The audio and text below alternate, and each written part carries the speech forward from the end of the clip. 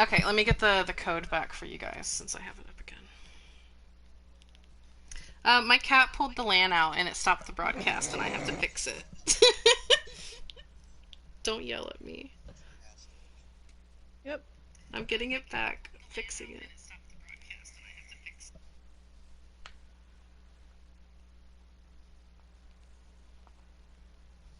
I mean, what we have the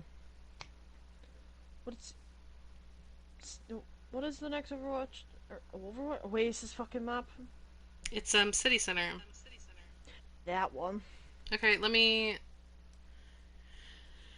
fucking write out the shit for the PlayStation chat again. Oh, and you'll have to send Absol another link.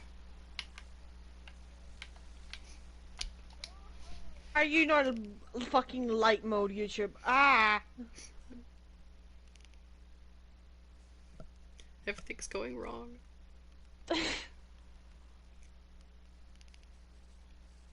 I've made it, I'm just waiting for it to load. Yeah, I do too. Bro, when you're dying. Oh.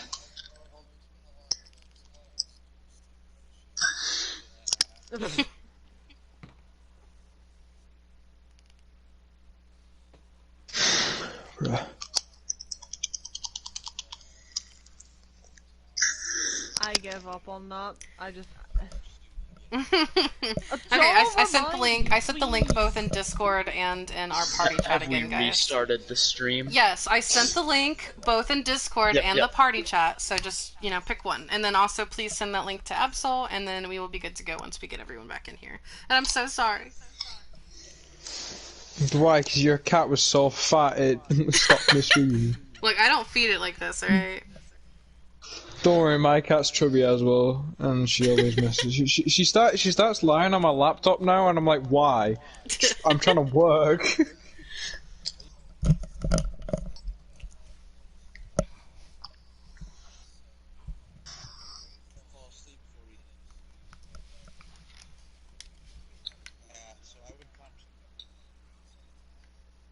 I don't know why, but my cat, like, her entire body's like black, and then she has like a white stomach, but her back two legs are ginger. What? Well, it's because her dad was a ginger cat, and her mum was like this black spotted white cat. Yeah.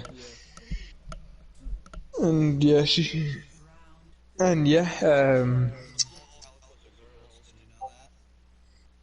nice.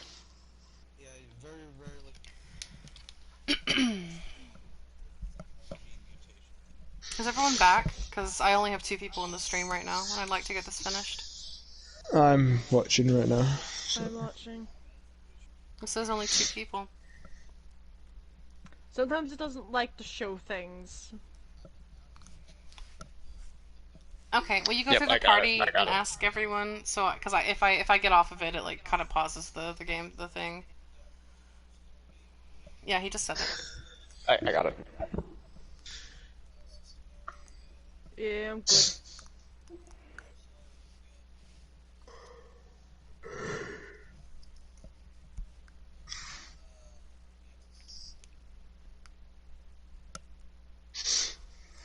Yeah, I'm here. Awesome, thank you. Okay. Okay, great. I'm so happy. Okay, so on this one, obviously, teams are a little bit different, which is fine. They do have someone to contest high ground now, so we do have to worry about that. Other than that, we have a lot of mobility, which is good. I like the support picks. And then, obviously, we're gonna try to contest high ground. I can't wait to yell at AJ for this. I'm so excited. Okay, so... Yeah, so I remember watching this in game and I was screaming. But AJ, you come up here on the high ground, which is great. I'm so glad that you took it decisively, right? The Winston's up here, so you have obviously someone else is contesting it, right? What I will say is like you drop pad and you scare the Winston away, okay? And then the moment the Winston drops, you get off of high ground. It's like you you chased him off, and you're like, I don't need this anymore. And then he just jumped down, and I do not understand why. And I'm gonna bring it up a bunch. I'd love to hear your thoughts about it later, but it really looks like it was a conscious decision to jump off of high ground. Maybe you were scared about the Winston coming back up. You didn't think you were going to win the fight, but you had dropped healing pad, you had every resource you needed to, and the Winston jumped out. So, like, he can't get back up to you for, like, what, 5 more seconds? So I really wish that you'd stayed on high ground here, because if we look at how the fight's going, again, I think that we do a good job. Like, we start playing around this right side, which funnels their team back. If you look right now, because we're pushing them around the pillar on the right. Um, whoever's not muted, please mute yourself. Thank you.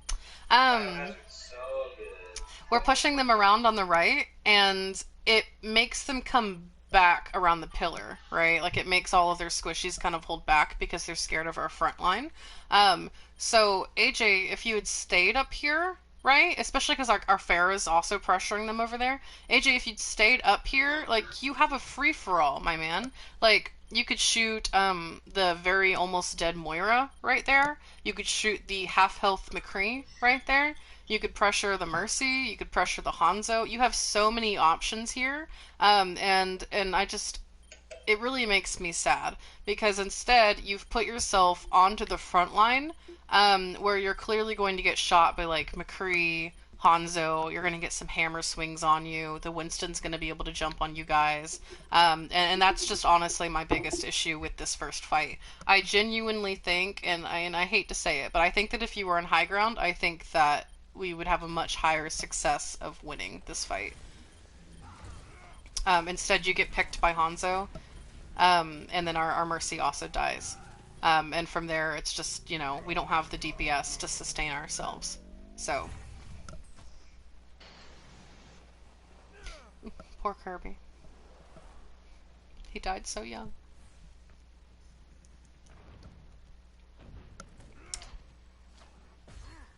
Okay, and because we don't win first fight, now their Winston can just set up on high ground for free, right? So that's unfortunate, you know, again, like, they have options here.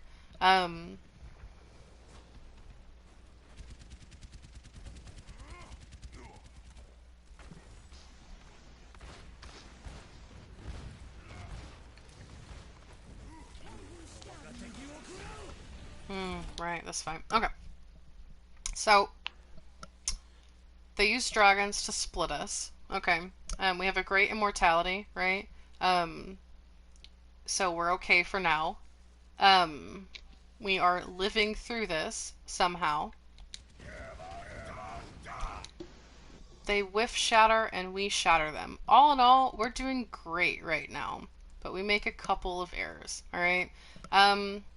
First things first, Jondrus, I know I've talked to you about this. Jondrus, you got kind of booped a little bit by Winston, I do see that, so I think that's part of it, but... Yeah. Yeah, so you do get a little bit of... You do get a little bit booped, but you also do intentionally go forward. And you're already half health, and I told Jondrus this before, but I want us to... I want my tanks in particular to kind of... understand about, like, target prioritization whenever you're pushing. Because in Jondrus' mind, and I like the idea, is that, like, we killed the Rhine, right? And we still have everyone else, so we're okay, and I'm going to push. I'm going to get aggressive, because that's what we do. And I like that mentality. But I think that we could have gotten aggressive on the right people, right? My first thought is perhaps the Winston that's in our backline, because he's well within everyone's range, especially our hammer swings, right? Possibly the Mercy when she comes down for the res, but obviously she's Valking, so that's a little bit harder. There's no reason really to come and fight the Moira, right? Because she's coalescencing, and you're not really going to kill her with hammer swings. And also, instead what he does is he kind of starts pushing towards the DPS, because, oh, DPS are scary and whatever. But the DPS, although they are close, they're not too close. They're playing within that, like, that sweet spot, where they're, like, ML7 calls it being juicy, like, just juicy enough that, like, the enemy wants to come jump you, but far enough back that they can't, right? Like, that they can't get the kill on you. So, like, their Hanzo, even though, like, they're super weak, but their Hanzo and the McCree are, like, back here, and they have, like, the range on you to, like, kind of hold that spot and like keep that distance and just power you down. So I think that's the issue there, is that we should have just like been a little bit more careful, fought off the Winston, got healed, walked forward with shield, and then pressured them off of point. But we got a little bit too aggressive too quickly. I will say as well that I thought that Ariana could have gotten a little bit more aggressive here in terms of her positioning and the angles she was taking. Like, here, like she's kind of, flying up to this side and putting herself away from the team, as well as Goat is not with our Mercy, which, and I'm not gonna say like, our Mercy should always be with Pharah, but obviously when you run a Far Mercy, it's typically how it goes. I'm fine if you help the team Goat, but right here, especially when she's vulnerable, I think that you really need to be with Pharah. But I also think that Ariana, you could have played this a little bit better in terms of positioning. If you had just like, concussed or rocketed yourself like over here, and like been kind of behind them but around natural cover, if the Moira wanted to hit you down, she'd have to turn, right? And you could just back up. Then the McCree and the Hanzo couldn't see you, and you could just kind of like rocket them from above. And even more importantly, you could also shoot Ryan from behind, and either he has to like accept that you're going to get that ult charge and you're going to deal health damage to him for free, or he has to turn around, which kind of helps your front line a little bit. So it's sort of an off ankle you're tanking here, but it looks like it's kind of out of panic, and it's again, like the enemy doesn't have to turn that much to deal with you. They just kind of have to adjust a little bit, where you could have, again, like played, it's kind of like a more aggressive angle, but it's safer. So I think there's a couple of things that we all could have done a little bit differently. We also use ults here. We use Visor, and BAP window. I don't think I like the Visor choice here. I think that we're trying to make a play, but we're not really in a great position to Visor, especially because their Rhine's right there. And then obviously we kind of BAP window to support our soldier. So I appreciate, Kirby, that you were just trying to back him up and like help get that ult off. I just think that the timing behind those ults just wasn't quite there, right? So I think that it would have been better maybe if we would have saved those ults because of how many that we'd lost to begin with. But it was still like, I appreciate that you guys are trying to make plays, at least.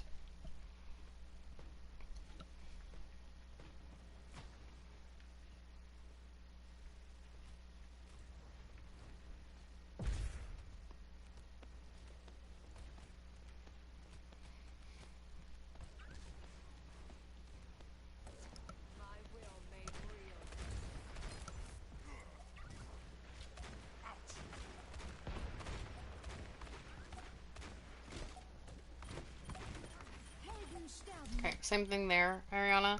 I don't know. I assumed that you were trying to get on the high ground here and maybe missed, or maybe it was a conscious decision. I would have liked seeing you actually get on that high ground, right, and just kind of spamming on top of them, or spamming like behind the Rhine or even the shield, or whatever the case may be. But I feel like you're kind of in a very vulnerable position here. You do get the kill off on the Rhine, but it's very, very risky, especially because your team hadn't quite pushed yet. Same thing, I know, John, we've talked about this, but for my tanks, please be advised that shields do not block High Noon. I know they technically do, but do not trust your shield or someone else's shield to block High Noon. Especially if you have people behind you, your goal is to not hold it until he puts it off. Your goal is to kind of shepherd your people into safety and then move behind cover yourself. Especially in that instance, no one was behind you at that point, so of course, you should just take natural cover and help your team in other avenues. But if people are behind you, it's a timing thing where you just have to try to get people to cover, and people have to play around natural cover a bit better, because it's obviously not all on the Rhine. Like, people just have to be paying attention to these ults and playing around natural cover. Obviously this comes up again later, but especially because the way High Noon works is that if there's a bunch of people behind you and you're holding shield, all of the shots that are coming to those people are just breaking your shield, and then they're going to go through and they're going to murder your ass. So I would not rely on shields ever against High Noon. you only use it to, again, block what you can and then get the fuck out of the way. So we need to definitely get into a better mindset of when we're dealing with that. I do like that, again, AJ has taken the high ground here. He's learned his lesson. He could hear me screaming, and he's really just fucking him up. You know, like, he's gotten a great dynamite here. You know, he killed the Mercy, right? You know, we're really putting in a lot of work here from the high ground, which is awesome. It's really great to see. Nice. So, great take though, guys. I'm glad that we didn't die to that shit.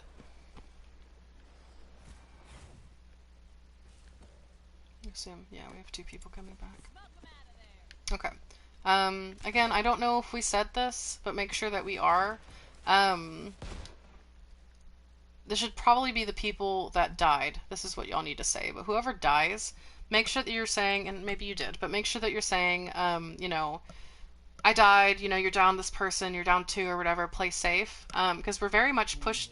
Yeah, we're very much. Yeah. You know, but we need to play around it better. Like, I don't think you die here. But you are obviously pushed up pretty far, and because normally you'd hold the choke, right? And I'm fine that you're holding the choke.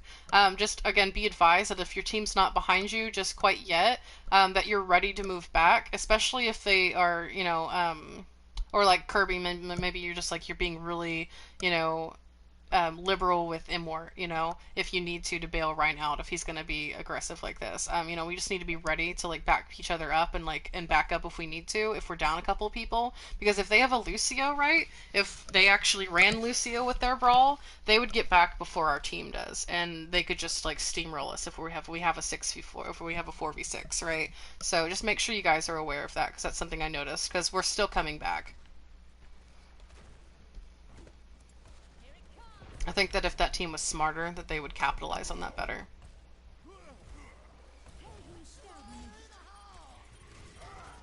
Oh yeah, the tire. That was a huge tire. So, yeah, great tire. Again, risky with the positioning, but you pulled it so quick they really couldn't do anything about it. Especially because their tanks had already pushed up, so it was just a really well-timed tire for sure.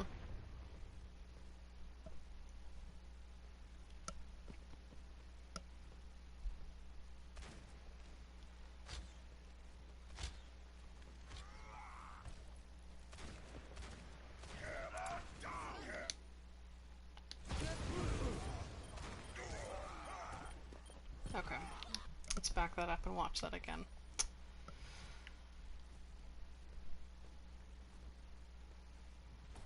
So they start pushing right side, we go to meet them. Kirby, you're too close. You're too close. I know that you're trying to do damage. You don't need to be that close.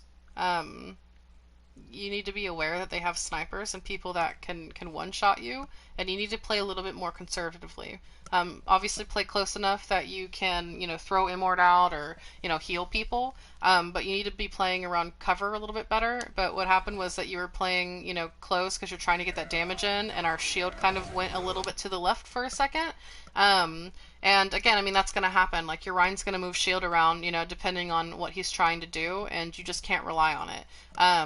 So you got to really be aware of these sight lines. It's a huge shatter. We get that pick, which definitely keeps them back.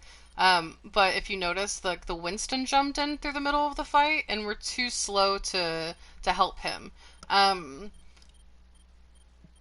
terms of peeling, normally I'd say, you know, like a DPS, off tank, and obviously the supports need to be kind of aware of all of that. But my main issue is here. I think that if Goat just would have been more conscientious of AJ, that it would have been okay. But I believe that he was so concerned about what was happening up front that he didn't really notice that the Winston was going in the back.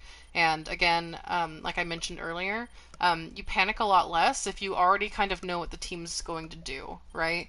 If the enemy team's going to do. So if I notice that they have a dive person, like Winston, and I start thinking, in whatever role that I am, I start thinking, okay, who's that person going to dive, right? Who do I need to make sure like I'm with that I can help them? And clearly in this instance, it's going to be Ash, right? Because Ash is typically like, the most vulnerable compared to everyone else on your team, besides maybe, I don't know, like Mercy or something.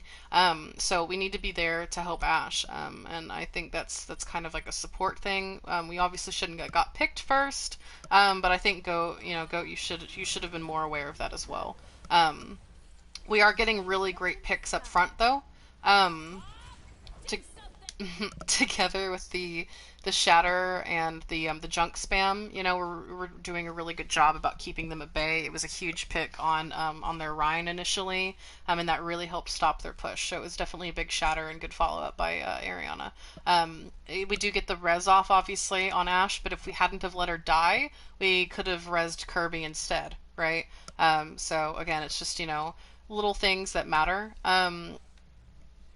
AJ, I can only assume that this was another fat finger, or that you panicked, but this spot was definitely not necessary. And then yeah, Ariana, you got caught out a little bit. Again, don't get too aggressive. If they back up, it's the same thing I talked about on University. If they back up and again like a good chunk of their team's there, especially in a map like this that is very open, you don't want to be the person as a squishy to push out first. Don't get killed unnecessarily, especially when you're defending. Your goal first and foremost is living, right? I guess the longer you live, the better chance your team has to succeed. If you get picked unnecessarily, and this is not just Ariana, this is all of my squishies because I've seen every single one of you get picked early. If you get picked early, your team will most likely lose. There's a lot of times where like I see like an enemy will run like cheese on attack or something, and a lot of time like a defensive team will try to push really panicked and aggressive because they're like, oh shit, we got to take this out. But if they're not pushing through choke, right, like, or if they're running like Widow, right, and they're just kind of peeking main and like the rest of their team isn't moving through choke and they're just like waiting on the Widow to get a pick, just don't peek it, right? Because if they're not pressuring point, you have no reason to move. You have no reason to do anything. All you need to do is wait and just, let them sit there and waste their own time. So value your own lives, everyone, and realize that your life is way more important than like the potential pick you might get.